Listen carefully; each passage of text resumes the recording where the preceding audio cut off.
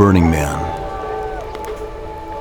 Thousands of humans, suppressed by societal norms in their daily lives, finally untethered and free to be themselves.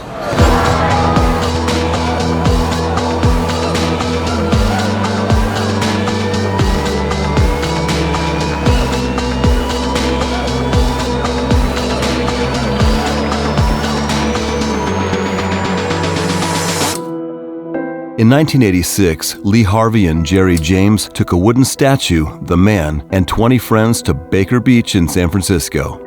They burned the effigy, symbolizing the fleeting nature of existence and the release of ownership over art. The tradition continues today. Last year, 80,000 people attended the event, which was moved to Black Rock City, Nevada in 1990. Now there are nearly 100 sanctioned Burning Man events around the world. We attended Element 11, Utah's sanctioned Burning Man event. I have no freaking idea what I'm getting myself into. It was as if we were transported to another dimension.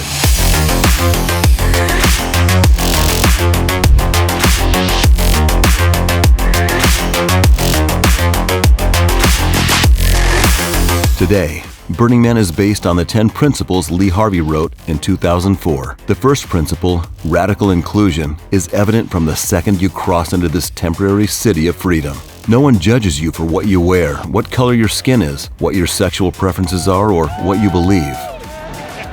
The welcoming committee lovingly offered us a free paddling. I asked for a level 4. Leela didn't hear me and suggested a level 9, which, well, consent is a huge part of the culture. No means no, but with consent, hugs are given freely and meaningfully. Those in attendance, known as burners, will love you, no matter who or what you are. Even an old bald dude like me.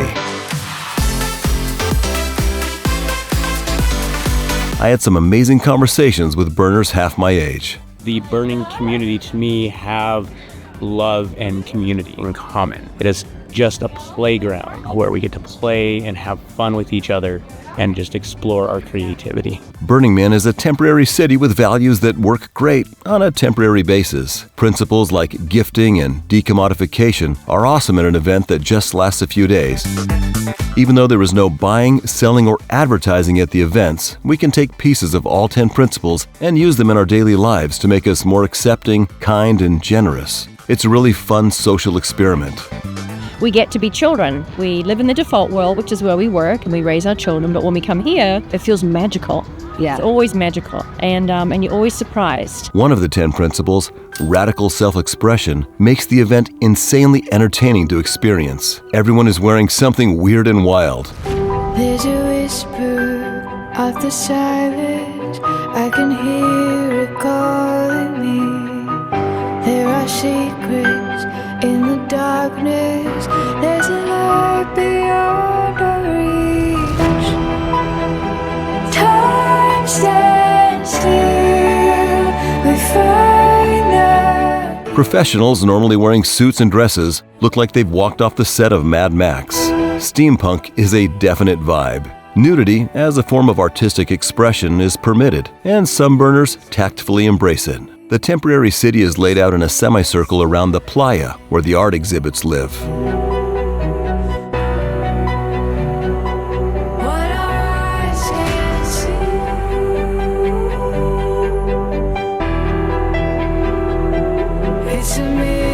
There are predetermined theme camps where micro-communities hang out. Here at the Outlaw Lounge, you can get Death in the Afternoon. That's our famous drink invented by Hemingway. It is dangerous as it is lovely.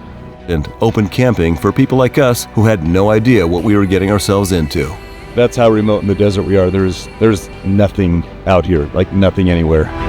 The road here was actually pretty brutal. I wasn't sure our 38-foot monstrosity could take it.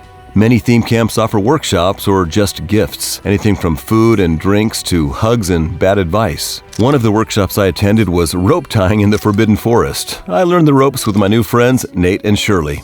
we're part of the Social Nipple, and ours is all about body positivity and sharing nudity in a non-sexualized space. I also tried a figure drawing class. I've got a lot of work to do. One theme camp, the Garden of Eden, hosted the Prettiest Penis and Beautiful Boobs contest. I can't show you on YouTube, but not surprisingly, it drew a big crowd. It was just silly and fun, and the most entertaining contestants ended up winning. Burning Man is also known for its epic mutant vehicles.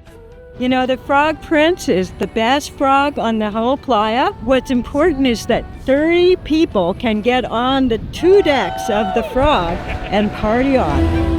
The event is run by volunteers, so there's someone to turn to if you have questions or medical issues. But one of the principles is radical self-reliance, so make sure you bring in all your water and food because you're literally in the middle of nowhere.